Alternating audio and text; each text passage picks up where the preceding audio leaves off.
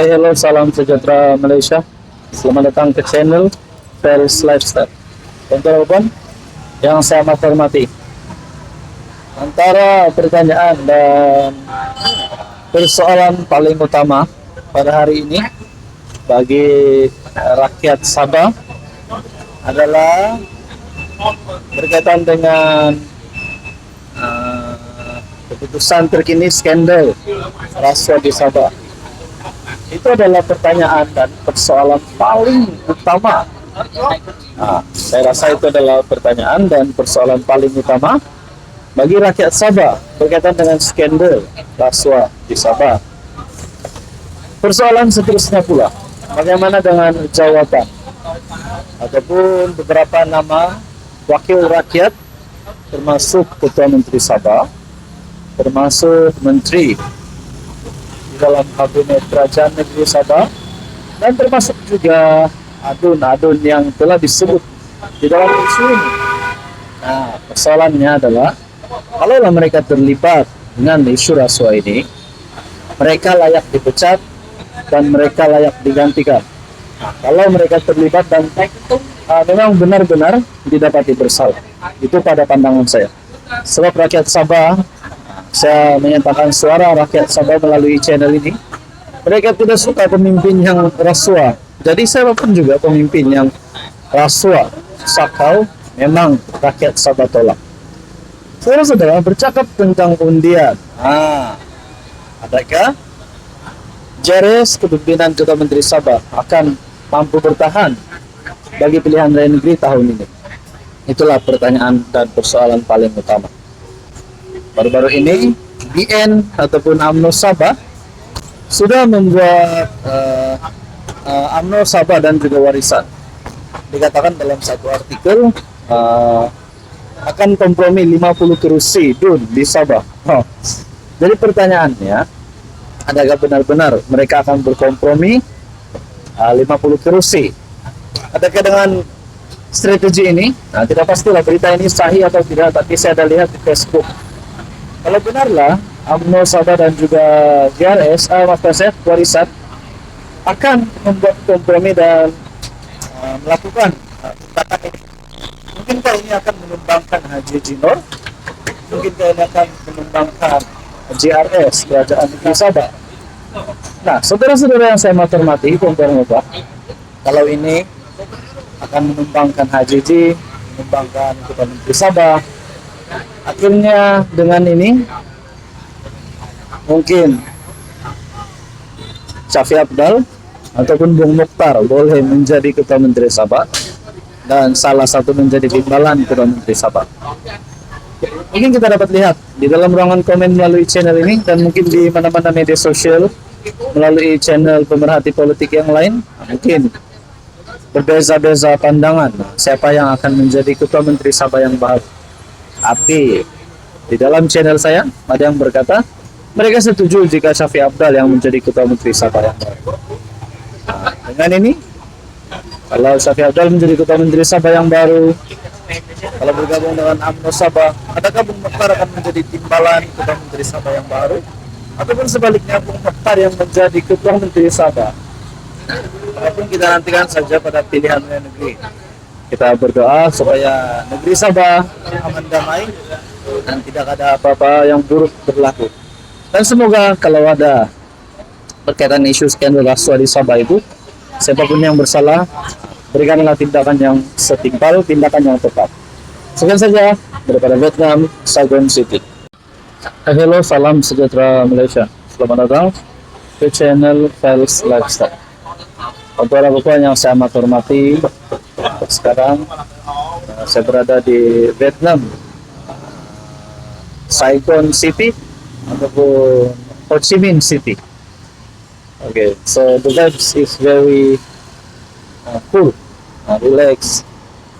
Ada orang hari bekerja pada hari Senin, sarapan. Dia lebih kurang juga dengan Malaysia, lebih kurang juga. Cuma di sini kebanyakannya citizens, mereka menaiki motor. Kebanyakan menaiki motor, banyak motor boleh nampak di sering jalan di bahu jalan. So, teman-teman yang saya hormati, saya lihat dalam satu tajuk berita daripada Rakan yang berkata menantu Muhyiddin sudah ditangkap. Persoalan, bukan kenyataan. Adakah menantu Muhyiddin sudah ditangkap? Saudara-saudara yang saya hormati, saya pun bertanya-tanya, adakah menantu Muhyiddin sudah ditangkap? Kenapa sehingga hari ini kita belum lihat perkembangan terkini mengenai isu dan case menantu Muhyiddin? Di manakah menantu Muhyiddin berada? Takkan di Vietnam pula, ataupun takkan di London. Manalah kita pun tidak tahu. Tapi yang pasti, saudara-saudara, puak-puak yang tidak menyokong PN, yang tidak menyokong Muhyiddin, mulai mempersoalkan lokasi menantu Muhyiddin. Adakah menantu Muhyiddin sebenarnya larikan diri, hilang entah kemana, kita pun tak tahu. Kenapa belum ada update sehingga hari ini berkaitan dengan lokasi menantu Muhyiddin? Jadi, saudara-saudara yang saya hormati, di manakah menantu Muhyiddin berada? Sama ada hilang, tidak tahu, diculik, kita pun tidak tahu di mana. Mungkin sudah ditangkap International Police, kita pun tak tahu. Tapi yang pasti, saudara-saudara, memang dicari oleh polis, dicari oleh SPRM, dan ini sedikit sebanyak akan membawa nama yang buruk terhadap bekas Perdana Menteri sendiri, yaitu Muhyiddin Yassin. Macam mana Muhyiddin Yassin nak menang PRU 16 nanti kalau dalam keadaan menantu beliau sendiri dicari, Muhyiddin Yassin sendiri pun terpalit dengan rasuah, kes rasuah dan wibawa. Macam mana Muhyiddin Yassin nak menang PRU 16 kalau perkara ini berterusan? Berbalik kepada persoalan tadi, adakah menantu Muhyiddin sudah ditangkap? Kita pun tak tahu beliau di mana, sudah ditangkap atau belum, diculikkah, hilangkah, kita pun tak tahu. Tapi yang pasti memang dicari. Jadi saudara-saudara yang saya hormati, berkaitan dengan ini, apa komen Anda? Oke, hi, hello, salam sejahtera Malaysia. Selamat datang ke channel Fels Lifestyle. Hari ini saya berada di Vietnam. Beginilah keadaan, saya berada di area on the way ke Mekong. Kami mau pergi di Sungai Mekong dari Saigon, bandar besar Ho Chi Minh lah, Ho Chi Minh City. Oke, saudara-saudara yang saya hormati, memang kejutan lah kalau tiba-tiba pembangkang, tiba-tiba Perikatan Nasional, kalau tiba-tiba Muhyiddin Yassin cukup jumlah. Kita pun tidak tahu lah. Kenapa ada saja cerita nak tumbangkan Anwar, ada saja cerita mau kalahkan Anwar.